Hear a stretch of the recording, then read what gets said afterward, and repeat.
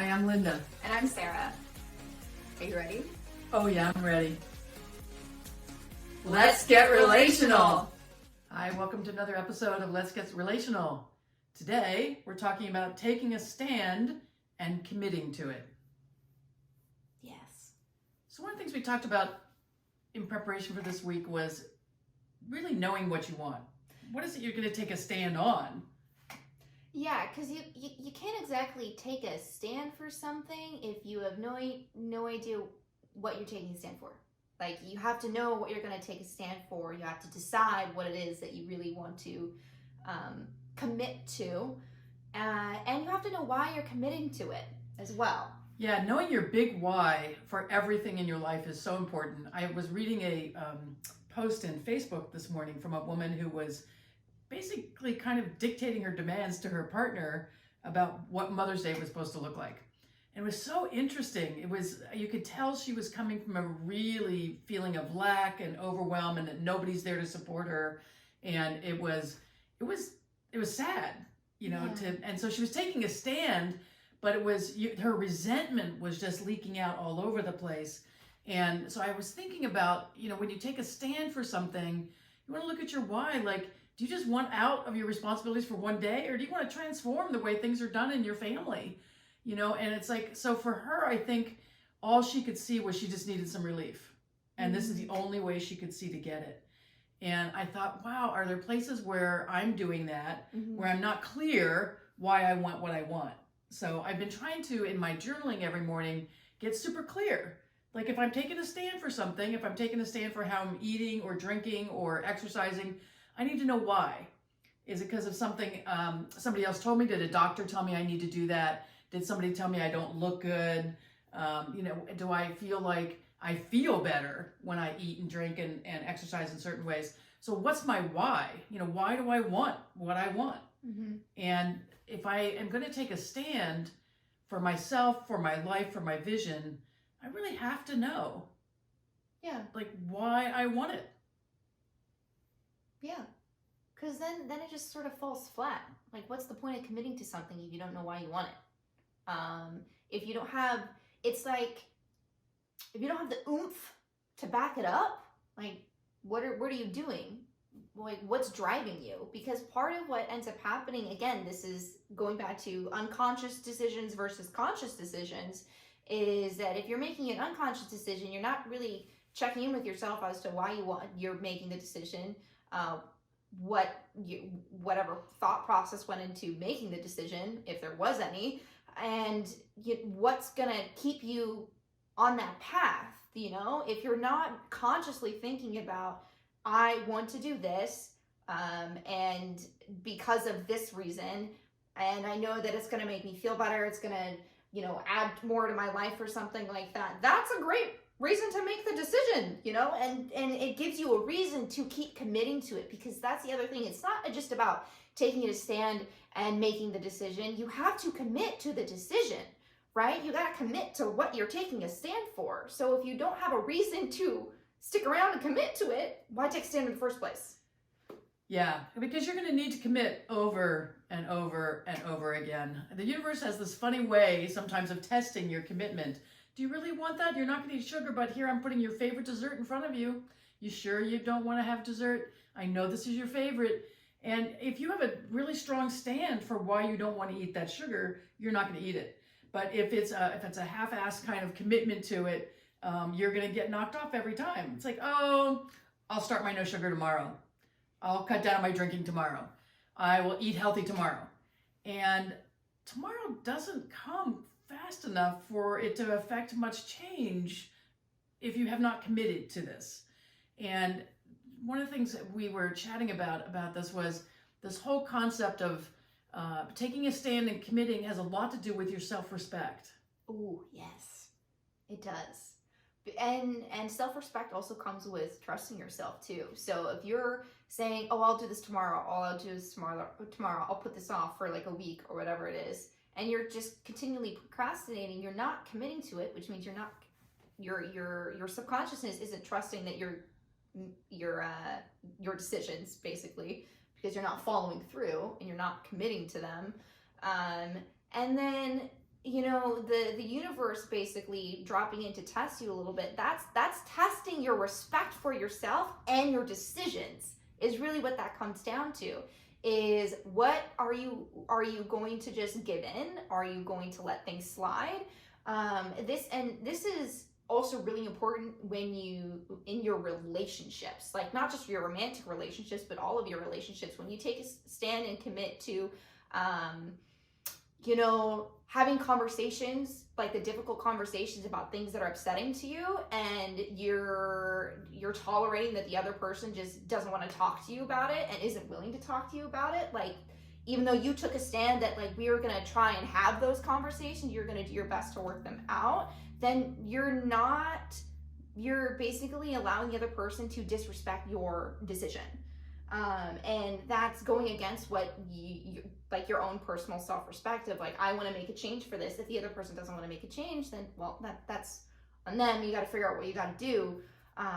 But there's different ways that the universe can poke at you, and to make sure that you're really committed to doing what you need to do. I wrote about this in a blog post, but in the last relationship that I was in, I was fully committed to communicating and working out stuff with my boyfriend at the time. And one of the things that I noticed though, as the relationship continued, is that, yeah, we could have the conversations about it, but him taking the action to make the changes that I needed to get my needs and wants met within our relationship weren't happening. And so I had to slowly come to like the realization of like, you know what, this relationship isn't working out for me because he's unable to respect what I need and want in a relationship because he doesn't have the capacity to do so right now. And it's not like he was a terrible person. It wasn't that kind of thing. He was just dealing with other outside factors and personal ones that made it difficult for him to also have enough time and energy and the capacity to also focus on a relationship with someone else. So it was like, okay, to not resent this person, we need to end things or else everything is going to go downhill very quickly. And resentment is bad in any relationship. So I had to hold on to my self-respect and say, this isn't working for me. Something needs to change. And the best scenario was that we broke up. Yeah. Yeah, this whole thing about taking a stand is not just for you and your life and your vision, it's taking a stand for what you want in your life. So if you have a relationship with a romantic partner, if you have a friendship, if you have a relationship with your child that needs tending, one of the things that I really got when your other parents and I were breaking up was that I had to take a stand for you. And I had to take a stand for our relationship. Mm-hmm. And there was a lot of pressure on you not to be part of my life as much. And we had always been super close. So I was like, what is going on? And I remember actually having that conversation with you as I'm taking a stand. And I honestly, I got it from a book about divorce poison, you know, and what another partner does sometimes in the breakup process. And so I thought, no, I'm taking a stand for this relationship. And in order for us to work through whatever we need to work through, we have to spend time together. And so Sarah respected that. She knew we had been close before. And, I had to really work on my capacity to be present for her, because in the beginning I was just so devastated that so much was turning against me. I just didn't know how to deal with it. And so I wasn't as present for her as I could be in the very beginning. And what I realized was I had to heal my own stuff so that I could have the capacity to take a stand for her and for our relationship. And that made all the difference in the world in our relationship then and our relationship since then. Yeah, because part of what happened during that time is her taking a stand and having the presence and capacity to be there for me really opened up an opportunity for me to, unleash what I was feeling, not unleash really, but to talk about what I was feeling. And it was a very confusing mess of, I don't know what's going on anymore, which would turn to the conversation into, I think I need some therapy. But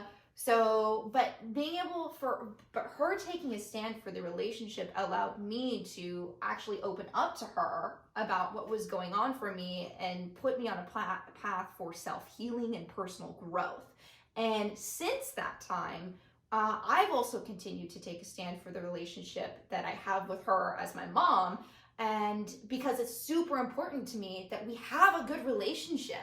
And I don't know what I do without her. Like she's my rock in my life. If I need help, I go to her. If I just need to blabber about a goofy thing in the video game, just like this morning, like I talk to her about it, and then I tell her, thank you for listening to me. Because I have no idea what she's talking about. No, she doesn't. No clue. But it's part of that of, we continue to take a stand to work through things. Even the other day, we got a little frustrated while doing some work, and we talked it out. I apologized because it was on me. I wasn't feeling too good, and I was getting frustrated, and we just weren't able to communicate properly. But it's important to the both of us to work through those kinds of things and make sure that, stuff like that happens. You can get frustrated at the people in your life, even though you love them from head to toe.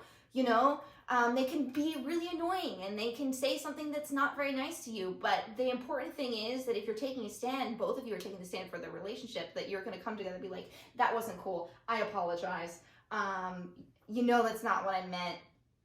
And you're able to work things out. And that's the key thing here, is that we are committed to working things out, so that we are able to work together, that we're able to be a mom and daughter, and that we can go have fun together and traveling and all of that kind of stuff. Because I know I'm a lot to handle, so I appreciate her putting up with me.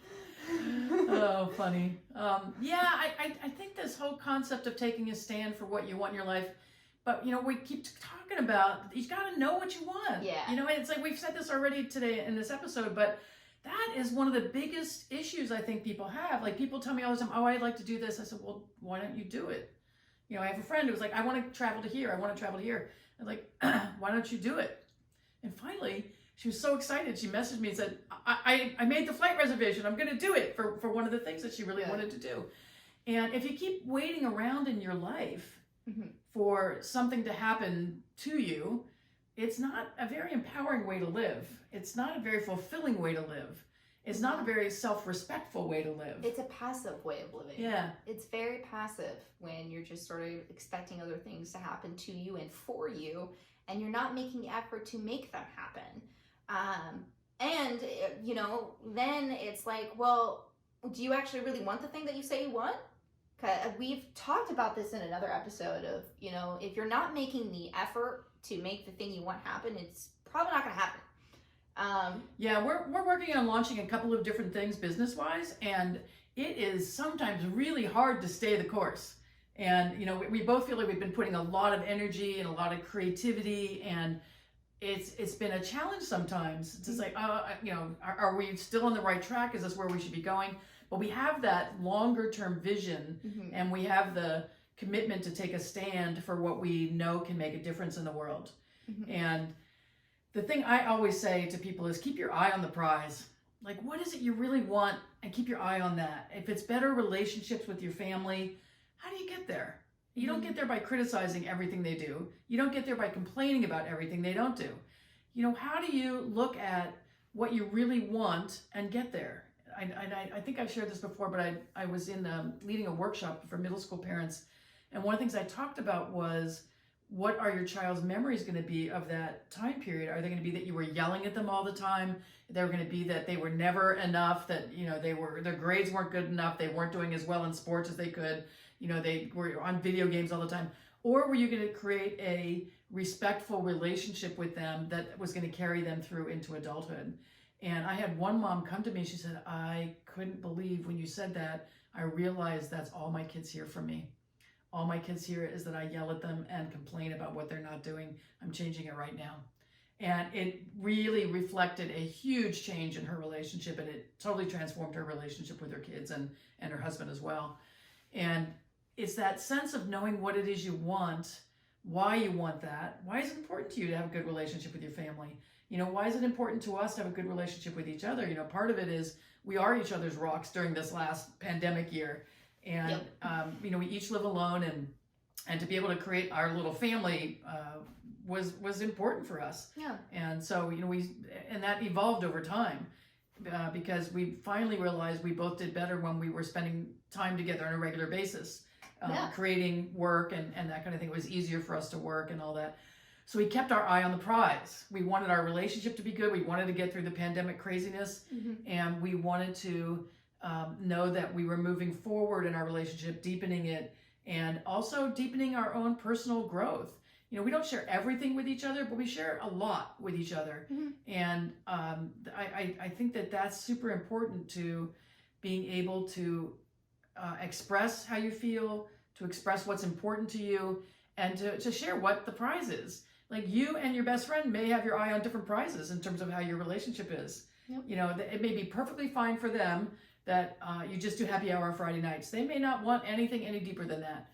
And your prize might be in that relationship that you have this really deep sharing relationship that you call each other every day. Well, you're kind of in a mismatch because you each have your eye on a different prize. And so if you can keep your eye on the prize of just deepening the relationship, even if it means you just show up at happy hour and have a good time, you know, that might be the thing that deepens the relationship for that other person, so they get comfortable, or maybe they never do. Maybe you get that need met from someone else. But as I look at the relationships that have developed over this pandemic year particularly, I'm really struck by the people that kind of evolved out of my life and the people that I spend more time with. And I love having fun, and I love being deep and serious and like processing stuff.